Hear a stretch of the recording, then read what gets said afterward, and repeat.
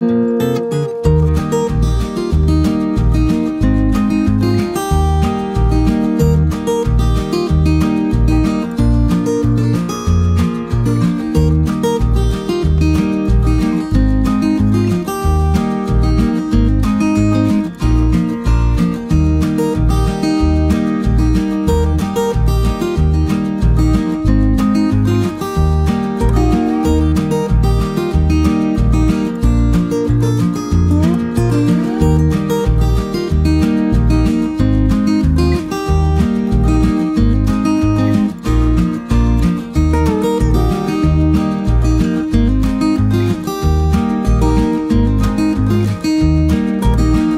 ben Zeynep. Hobisever YouTube kanalıma hoş geldiniz. Bugün sizlere tığ işi oldukça kolay, batik bir ipten boyunluk yapımını anlatıyor olacağım. Ben ipimi batik olarak tercih ettim, fakat sizler dilerseniz düz renkli iplerle ya da farklı birçok iple yapabilirsiniz. Şöyle kalınlığımıza da bakalım. Kalın formda bir iplik arkadaşlar. Farklı markaları da kullanabilirsiniz dediğim gibi. Ya da aynısını yapmak isteyenler için şöyle kodunu da göstermek istiyorum. Kullanmış olduğum ip 100 gramda 210 metre bir ip. Bu bize kalınlığını gösteriyor arkadaşlar. Bu kalınlıkta farklı iplerle de dediğim gibi yapabilirsiniz. Ben ne kadar ip miktarı gittiğini videomun sonunda sizlere anlatıyor olacağım. Kullanmış olduğum tığ numarası ise 4 milimetre. Şimdi dilerseniz kanalıma abone olduysanız, ki kanalıma abone olmak ücretsizdir. Bildirimleri de açın lütfen. Paylaşmış olduğum en güncel videolardan haberdar olabilirsiniz. Şimdi hemen videomuza geçelim. Evet, bismillah diyelim ve başlayalım. Zincir yapımıyla başlıyoruz.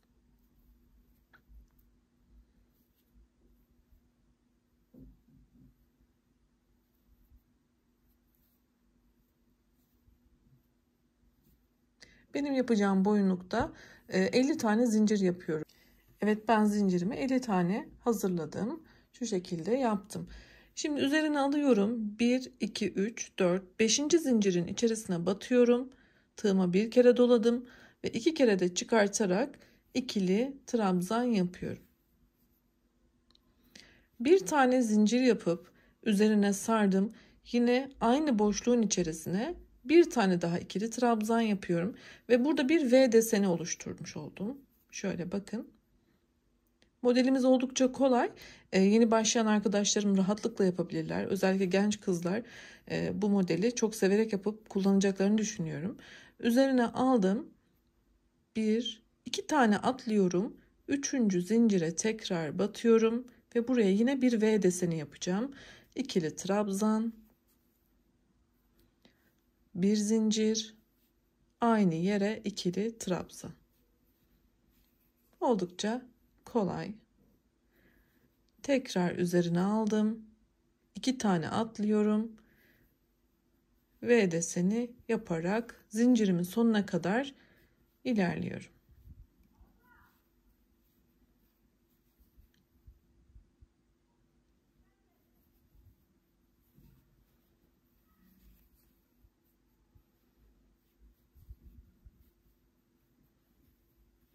Evet, hiçbir farklılık yapmadan sona kadar V desenlerimizi yapalım. V desenlerimi yaptım. Toplamda desenlerimin sayısı 15 adet oldu. Şöyle sizlere sayalım.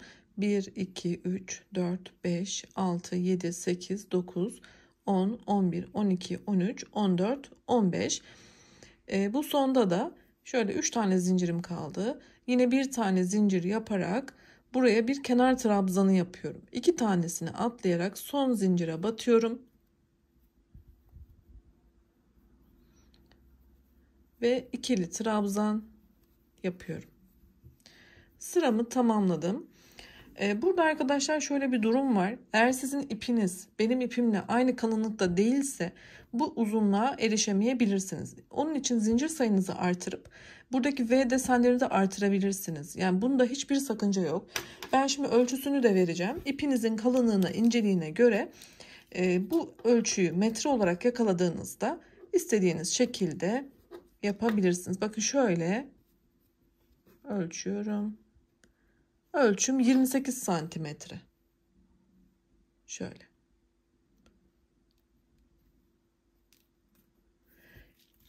Dediğim gibi ipin kalınlığı bunu değiştirebilir. Buradaki zincir sayınızı ve desen sayınızı artırmanıza hiçbir sakınca yok.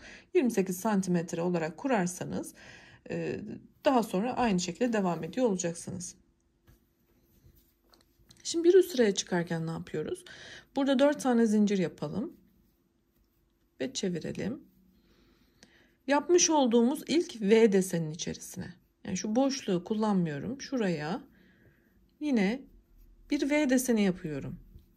Üstüne sardım, 2 kere de çıkarttım, bir zincir ve yine aynı boşluğa ikili trabzan yaptım ve V desenimi yapmış oldum. Şimdi yana geçiyorum. Yandaki V boşluğunun içerisine de yine V deseni yapıyorum. Artık yine hiçbir farklılık yapmadan sona kadar V desenlerinin içine V deseni yaparak ilerliyorum. Dediğim gibi burada desen sayısının hiçbir önemi yok. Önemli olan ölçüler. Ben ölçülerini de sizlere tekrar hatırlatacağım tamamen yaptıktan sonra. Şimdi aynı şekilde devam edelim. Bu ikinci sıramızı da tamamlayalım. Evet, ikinci sıramın da sonuna kadar devam ettim. Aynı şekilde yaptık. Şimdi son kenarı gösteriyor olacağım. Burada yine bir tane zincirimi yaptıktan sonra kenar trabzanının şöyle içine batıyorum. Şöyle. Ve burada bir kenar trabzanı yapıyorum. Bir tane ikili trabzan yapmış oldum. Artık desen kendini tekrar ediyor olacak. Tekrar 4 tane zincir yapıp çevirdim. Ve desenimin içine tekrar V deseni yapıyorum. Ve bunu istediğim ölçüye gelene kadar devam ettiriyor olacağım. Metre ile yine sizlere ölçü vereceğim.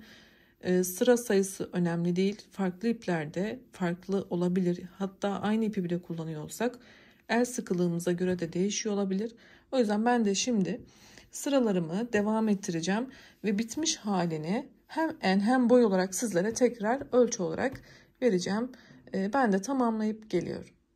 Ben sıralarımı yaptım, devam ettim. Şu şekilde sizlere göstermek istiyorum. Oldukça güzel, yumuşacık bir desen çıktı. Renklerimiz de çok güzel oldu gerçekten. Dikdörtgen bir parça ördük arkadaşlar. Sizlere yine hem enini hem boyunu da ölçülerle göstermek istiyorum. Biliyorsunuz şu en kısmını bizler 28 santim yapmıştık. Şimdi onları sizlere göstereceğim. Bakın şu kısmımız 28 santimetre. Yine bu uzunluk kısmı ise, yani şu boy kısmı ise ben sizler için ölçtüm, 55 santimetre. 28 çarpı 55 santimetre şeklinde bir dikdörtgen yapmış olduk. Şimdi dikiş işlemine geçeceğiz. Ondan önce bir şey de hatırlatmak istiyorum. Benim kullanmış olduğum bir yumaktan şu miktarda ip arttı arkadaşlar. Yani bir yumaktan bu parçayı ördüm. Ama püskül yapacağım için bu benim için yeterli olmayacaktır.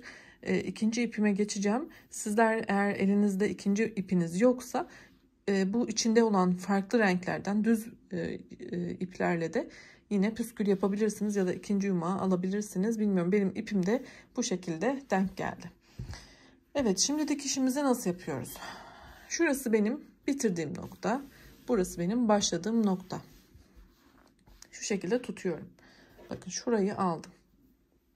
Şu şekilde katladım. Bakın. Şimdi buradaki parçayı aldım. Yani şu köşeyi aldım. Şöyle getirdim. Bakın. Şu şekilde. Yani burası şöyle sivri. Bu kısımda şöyle sivri bir şekilde şöyle çeviriyorum. Ve burayı yaklaşık bir 10 santimetre hesaplayarak, ölçerek dikiyor olacağım. 10 santimetre tam da ölçmüşüm. Evet, şimdi burayı karşılıklı dikeceğiz.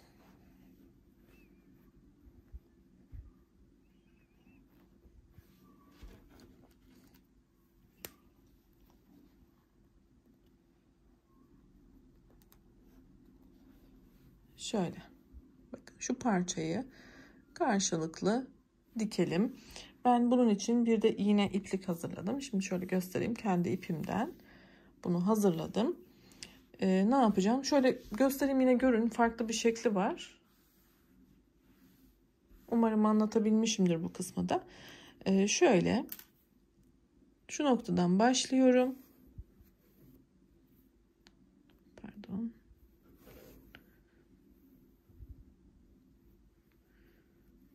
Şu ipi şuradan yakalayacağım. Tekrar şöyle tel yapar gibi üstten alarak karşılıklı güzel bir şekilde dikmeye çalışacağım. Sizler de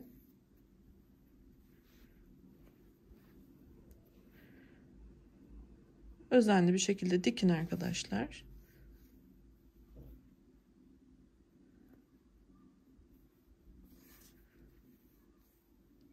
Şöyle. Bakın. Bunu dikmeye devam ediyor olacağım.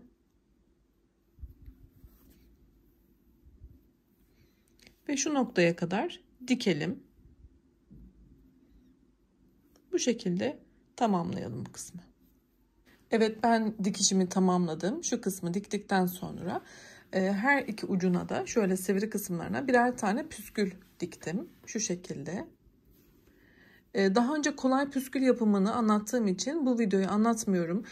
Kolay püskül yapımının videosunu bu videonun sonundaki linkte bulabilirsiniz. Oradan izleyerek siz de püskülünüzü yapıp tam bu uç sivri kısma iğneyle dikebilirsiniz. Ben o şekilde yaptım. Ya da sallanır vaziyette de takabilirsiniz. Her iki ucuna da bir tane püskül yapalım. Dediğim gibi ben bir tane ipi bir püskülü yaptığımda tamamen bitirdim. Diğerinde farklı ipime geçtim. İkinci ipime ip miktarı bu şekilde bir kez daha hatırlatmış olayım. Şimdi mankenimizin üstünde nasıl kullanmamız, nasıl takmamız gerektiğini göstererek videomuzu tamamlayalım. Evet, boyunluğumuzu birçok farklı şekilde yapabiliriz. Ben birkaç tanesini sizlere göstereceğim. Şu yapmış olduğum kısımda şöyle kafadan geçiriyorum. Bakın şöyle. Daha sonra şurayı katlayarak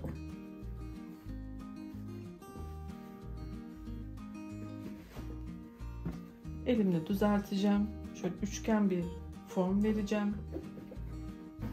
Bakın şu kısmı arkaya atabilirim. Şöyle. Arkasına da bakalım. Arkasında da bu şekilde. Önde de gayet şık duruyor. Ya da şöyle yapabiliriz. Bakın. Bu şekilde de bence çok şık durdu. Başka nasıl yapabiliriz?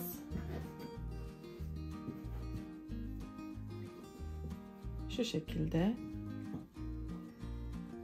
Her iki ucunu da önde kullanabiliriz. Ya da dediğim gibi sizler farklı şekillerde de rahatlıkla kullanabilirsiniz. Bence çok güzel oldu. Gençler için de çok ideal. Giydiğimiz montların, ceketlerin yakasını kapatacak şekilde çok güzel oldu ve bir günde de ördük, tamamladık. Şöyle tekrar göstereyim, bakın. Şu kısımda. Bence gayet kolay ve güzel bir boyunluk anlatımı oldu. Umarım memnun kalmışsınızdır. Beni izlediğiniz için çok teşekkür ediyorum. Yeni videolarda görüşmek ümidiyle. Sağlıkla kalın, hoşça kalın.